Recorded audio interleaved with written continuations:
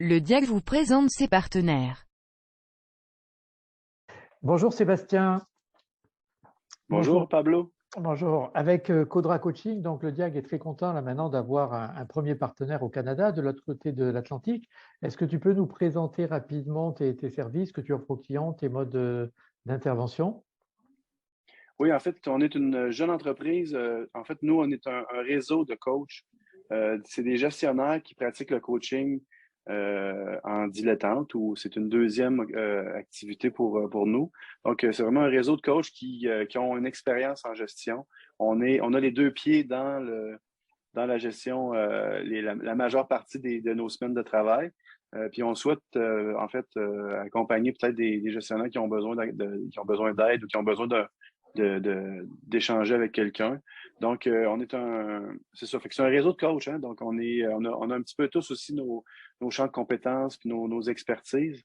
Et on intervient, là, je vous dirais, surtout pour des gestionnaires de niveau intermédiaire un petit peu partout au Québec. Maintenant, grâce à, c'est un peu une drôle de phrase, mais grâce à la pandémie, on a explosé un peu nos activités parce avec Zoom ou avec Teams, on est capable de faire du coaching à distance un peu partout au Québec. Donc, c'est un peu ça le modèle de base. Puis, on ajoute aussi à ça de la facilitation d'équipe. Donc, on croit que le défi on rencontre souvent chez des gestionnaires, c'est au niveau de la mobilisation des équipes. Puis on a une grave pénurie de main-d'œuvre aussi au Québec depuis quelques années, là, qui est reliée à plein de facteurs. Ça ressemble un petit peu à chez vous, je pense aussi, là, mais dans certaines régions du Québec, comme moi, par exemple, je suis dans une région là, où il y a plus l'exploitation des matières premières. Il y a des mines, il y a beaucoup aussi de l'industrie forestière. Puis ces deux domaines-là actuellement sont en explosion avec le prix des matières premières qui est très élevé. Donc, il y a beaucoup de problèmes de pénurie de main-d'œuvre. Fait que les gestionnaires ont beaucoup de pression parce qu'ils doivent faire de bons gestionnaires, puis en même temps, ben, ils doivent être à l'écoute des besoins Bon, des membres de leur équipe, des bons managers. Oui, j'ai lu que je crois que des vous bons cherchez managers. à attirer 400 000 étrangers, ce qui est un chiffre quand même énorme là, pour venir travailler chez vous. Oui, Alors, je crois que tu tout à utilises fait. aussi une matrice ACT pour structurer un petit peu tes interventions, c'est ça? Oui, c'est ça. Moi, ma méthode, je dirais, là, fétiche que j'utilise souvent, c'est tiré de la troisième vague là, des psychologies cognitivo-comportementales. Fait que c'est un outil qui a été validé au niveau de l'intervention psychosociale.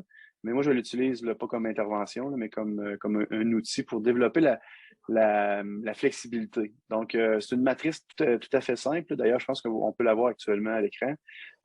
Puis l'objectif de la matrice, c'est de permettre à mon client d'identifier qu'est-ce qui est important pour lui. Donc, identifier c'est quoi ses valeurs, dans la situation, par exemple, difficile ou la situation complexe dans laquelle il doit travailler.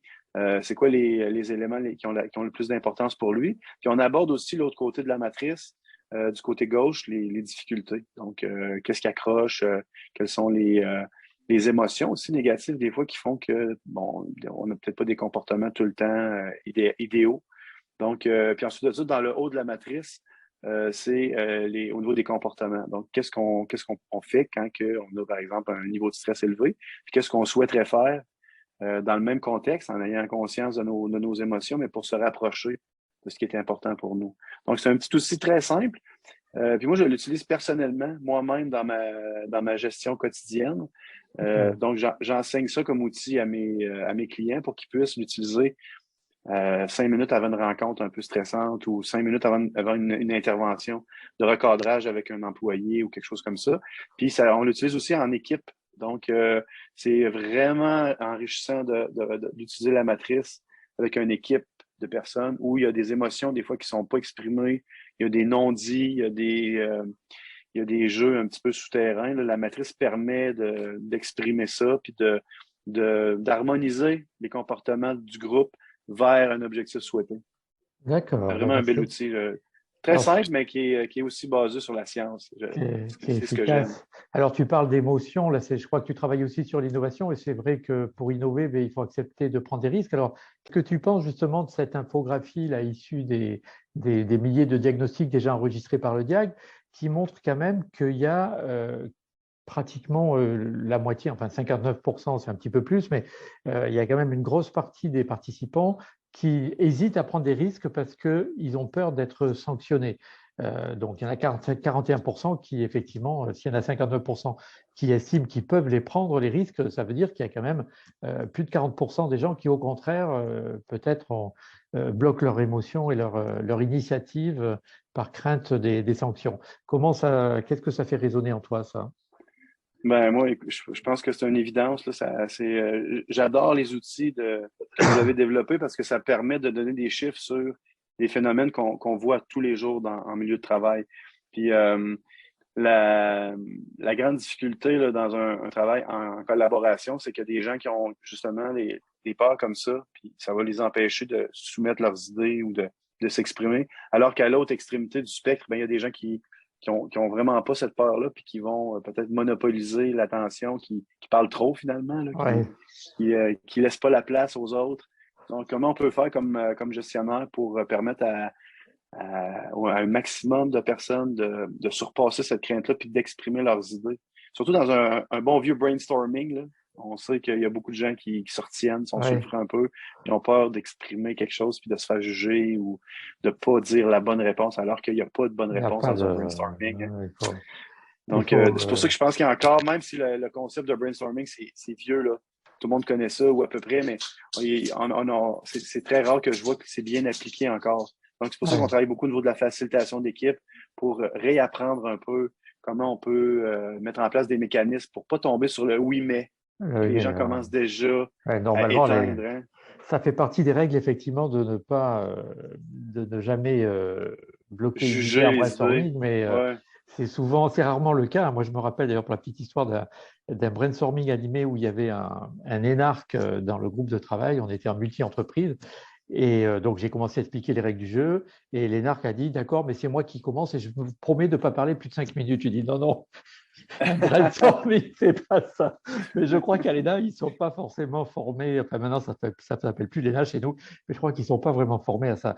Alors, justement, quand tu parles des émotions là, et de la difficulté de gérer les groupes, je crois que tu interviens évidemment beaucoup au Canada, mais tu fais aussi des interventions en France, en Italie. Est-ce que tu as constaté des grandes différences entre les deux continents en termes de management, d'attitude des gestionnaires? Ben, étrangement, là, au bout du compte, après quelques années d'observation, je me rends compte qu'il y a plus de similitudes qu'il y a de différences. Oui, il y a des différences culturelles, oui, il y a des différences au niveau là, des structures hiérarchiques des organisations, au niveau de notre façon de communiquer, il y a des différences aussi, évidemment. Mais au bout du compte, là, c'est un peu toujours les mêmes craintes, un peu les mêmes espoirs, les mêmes énergies aussi qu'on retrouve autour de la table. Tu sais. Fait que ça, c'est presque surprenant, mais au bout du compte, c'est un peu réconfortant aussi. Tu sais.